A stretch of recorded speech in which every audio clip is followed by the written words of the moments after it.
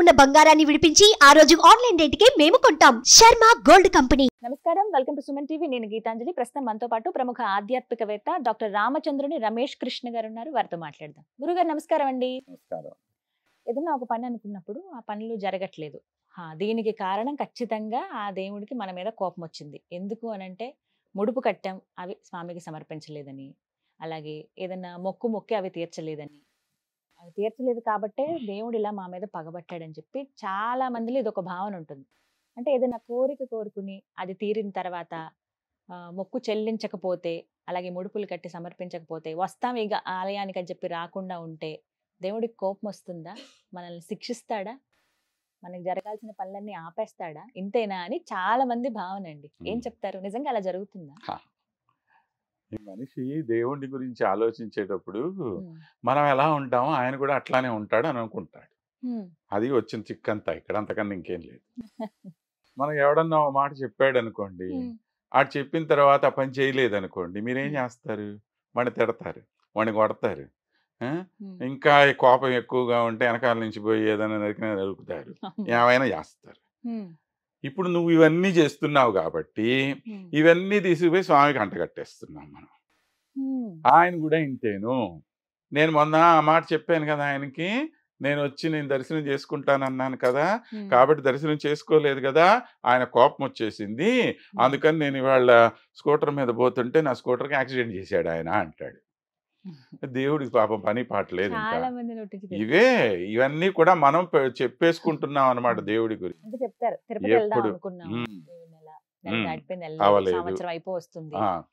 దానివల్ల మా ఇంట్లో ఇన్ని ఇవి జరిగిపోయినాయి, ఈ ఉపద్రవం వచ్చేసింది, అది వచ్చింది, ఇది వచ్చేసింది, దీని అంతటికీ కారణం ఆయనే అంట. ఇందులో రెండవ విషయం ఏంటంటే నీలో ఉండేటువంటి అన్యోన్యతాభావం. అంటే నేను చేసినటువంటి పని, అంటే నేను కదా వాగ్దానం చేశాను. దేవుడు అడిగాడా అండి మిమ్మల్ని ఏమన్నా వాగ్దానం చేయమని? ఆయన ఏమన్నా అడిగాడు నువ్వు ముడుపు కట్టమని?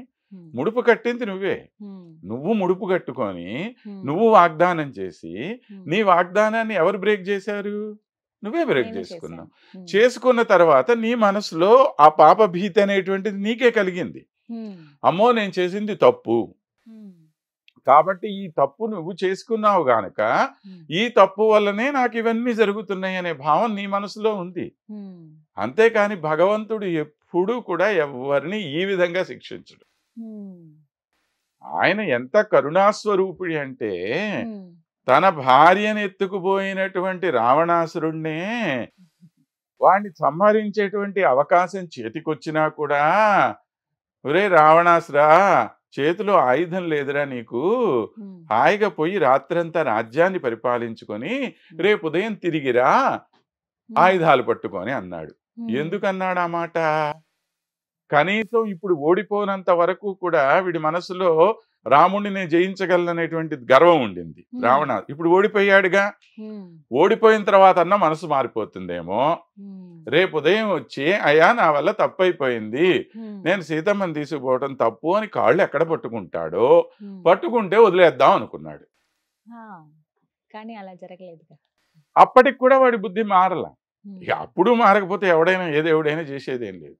అంతేగాని నేనేదో ముడుపు కట్టంగానే నేను పోయి ఇది చేయలేదు కాబట్టి దేవుడు నన్ను శిక్షిస్తాడు అంటే, అలా శిక్షించేవాడు లేకపోతే ఇటువంటి భావాలన్నీ కూడా మనసులో పెట్టుకునేవాడు ప్రభు ఎప్పుడు కాదండి.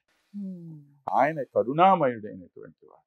ఎంత కరుణాస్వరూపుడు అనంటే, నువ్వు ఎన్ని తప్పులు చేసినా కూడా 100 తప్పులు చేసినటువంటి శిశుపాలుడినే 100 తప్పు అయిన తర్వాత ఎప్పుడో సంహరించాడు. మనలో మనకుండేటువంటి జీవితంలో మనం పడుతున్నటువంటి కష్టాలు నువ్వు ఎందుకు పోలేదు పోని ఒక ఉదాహరణ అనుకుందాం. ముడుపు కట్టావు, పోలేకపోయావు. దేమిటి కారణాలు? నీ ఆరోగ్యం బాగాలేకపోవచ్చు, సమయానికి డబ్బు లేకపోవచ్చు, అంతే కదండి, లేదా ఇంట్లో ఇంకెవరికన్నా ఇబ్బందులు కలిగి ఉండొచ్చు. ఒక 5-6 రీజన్స్. వీటిల్లో నీకు అంటూ నీ అధీనంలో ఉన్నవి ఏమన్నా ఉన్నాయా? ఏమీ లేవు. ఇవాళ నీకు డబ్బు రాలేకపోతే నువ్వేం చేస్తావు? నీ పరిస్థితి అట్లా ఉంది, అనుకున్న డబ్బు నీ చేతికి రాలా, అందుకని ప్రయాణం చేయలేకపోయావు. ఆరోగ్యం నీ చేతుల్లో ఏమి లేదు, అనారోగ్యం పాలయ్యావు, నువ్వేం చేయగలుగుతావు? దేవుడు ఈ విధంగానే ఆలోచిస్తాడు కానీ నిన్ను ఎలా శిక్షించాలా అనేటువంటి ఉద్దేశం ఆయనకేం ఉండదు. కానీ అదేంటో ఇలా జరిగిన తర్వాత అంటే ఒకవేళ ముడుపు కట్టడం ఆలస్యమైన ఏమన్నా ఇవ్వడం అయితే ఏదో ఒక చెడు జరుగుతుందండి. కానీ అవి దేనికి సంకేతం? ఎందుకు అలా జరుగుతుంది? సంకేతాలంటే సంకేతాలు మీరు మలచుకుంటున్నారండి, అది నేను అంతే. చెప్పటము. ఆ సంకేతం ఏదైనా కావచ్చు. ఇప్పుడు మన ఇద్దరం మాట్లాడుతున్నాం అనుకోండి, ఉన్నట్టుండి నాకు తలకాయ నొప్పి వచ్చింది అనుకోండి, అబ్బా నాకు తలకాయ నొప్పి వచ్చిందని నేను లేచి పక్కకి వెళ్ళిపోతే ఈ తలనొప్పి ఎందుకు వచ్చిందంటే నేను వెంకటేశ్వర స్వామి గురించి ఏదో తప్పు చెప్పాను అందుకే నాకు వచ్చింది అని నేను అనుకోవచ్చు. లేదా మీరు ఆ మాట అనొచ్చు, మీరు ఇంకో 10 మందికి పోయి చెప్పొచ్చు కూడా ఈ మాట.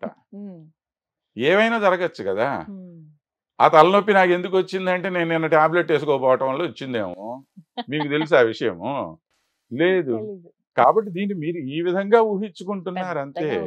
ఏదో పెద్దగా మనంతట మనం ఊహించుకోవటమే కానీ అలాంటి చిన్న చిన్న వాటికి మనకి ఏమి ఆయనగా అపకారం చేయడు. కానీ నీలో ఉండేటువంటి న్యూనతాభావం ఏదైతే ఉన్నదో దాంతో నువ్వు అలా ఊహించుకుంటావు. నీలో ఆ భయం అనేటువంటిది ఉండటం కూడా మంచిదే నేను అడిగితే. ఎందుకంటే మనం ఒకసారి మాట ఇచ్చిన తర్వాత మాటను పాటించమనే కదా భగవంతుడు అంటాడు. ఎవడైనా సరే మాట ఇచ్చిన తర్వాత. కానీ భగవంతుడు ఎప్పుడైనా కోరికలతో నా దగ్గరికి రమ్మని చెప్పాడా? ఇది అసలు మౌలికమైన విషయం. ఎప్పుడు చెప్పలా ఆయన.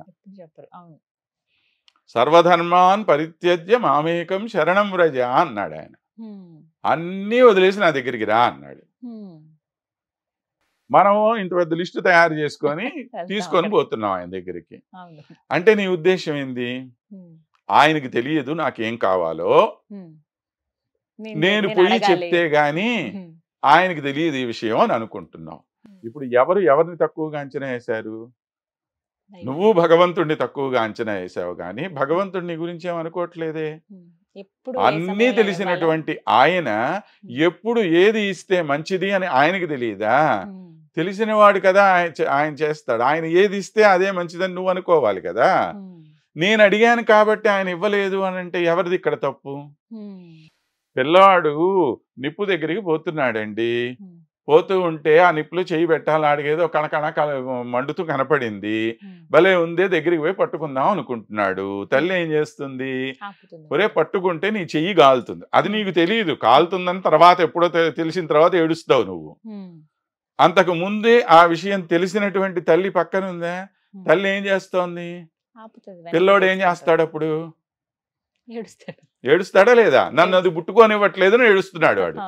కానీ అది ముట్టుకుంటే ఇంతకన్నా ఏడుస్తావురా నాయనా అని చెప్పి తల్లి ఆపుతున్నది ముందు. ఇప్పుడు తల్లి చెడ్డది, పిల్లోడా చెడ్డవాడు? అజ్ఞాని అయిన పిల్ల. చెడ్డ ఎవరూ లేదు, వాడి అజ్ఞానం వల్ల వాడు అలా అనుకుంటున్నాడు అంతే. అట్లానే భగవంతుడికి తెలుసు నాకు ₹1,00,00,000 కావాలని మీరు కోరుకున్నారండి. ఒరే ఈ ₹1,00,00,000 ఇస్తే ఈ మనిషి సరైనటువంటి దోవలో ఉండదు అనుకున్నాడు ఆయన. 1,00,00,000 అడిగితే నీకు ₹1,00,000 ఇచ్చాడు.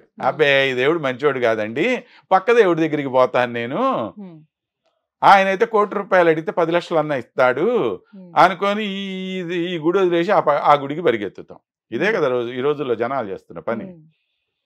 ఇప్పుడు ఎవరి మీద నమ్మకం లేకుండా పోయింది? దైవం మీదే. మనకి నమ్మకం లేకుండా పోయి ఆయన్ని మనం తిట్టటం. ఆయనకి ఏది ఎంత ఏ సమయంలో ఎలా ఇవ్వాలనేది తెలుసు. కాబట్టి స్వామి దగ్గరికి పోయి 2 చేతులు జోడించి మనం చేయాల్సిన పని ఏంటి? స్వామి ఏది భావ్యమో నాకు అది నాకు అనుగ్రహించు. ఇప్పుడు భారం ఎవరిని ఎత్తినుంది? దేవుడిపై. నీకెందుకు టెన్షన్? ఇంకా నన్ను రక్షించాల్సినటువంటి భారం నీ మీద ఉంది అని చెప్పి మొత్తం తీసుకుపోయి ఆయనకి డెలిగేట్ చేసేయి అన్నాడు. మనం పట్టుకొని లాక్కుంటున్నాం. అబ్బే నాకు తెలుసు నాకు తెలుసు నాకు తెలుసు. పట్టుకొని లాక్కున్నోడికే కదా కష్టం. కష్టం నువ్వు పడుతున్నావు, ఆయన తిట్టడం ఎందుకు అంటాను. కాబట్టి ఎప్పుడు కూడా భగవంతుడి దగ్గరికి పోయి 2 చేతులు జోడించి ఇదే ప్రార్థన. ఎవరికైనా ఒకటే ప్రార్థన, స్వామి ఏది నాకు భావ్యమో అది నాకు నువ్వు అనుగ్రహించు. నీకు ఏది అనుగ్రహించాలో తెలిసినవాడు ఆయన. అంటే అది చెయ్యాలి తప్పితే ఇంకా ఏ విధంగా ఆయన నిన్ను శిక్షించడం కోసం ముడుపులు కడితే నాకేదో ఇదైపోతుంది, కట్టకపోతే కోరికలు తీర్చకపోతే నన్ను అన్యాయం చేసేస్తాడు, నన్ను నాశనం చేస్తాడు, ఇవన్నీ పిచ్చి మాటలు ఎవరన్నా చెప్పినా కూడా నమ్మమాకండి అంతే. Thank you. ఎందుకంటే కొంతమంది దాన్ని అవకాశం తీసుకొని చెప్పేవాళ్ళు కూడా ఉంటారు. అవును. అవి అసలు మన అమ్మనే అవసరం లేదు. ధన్యవాదాలు సార్. నమస్తే.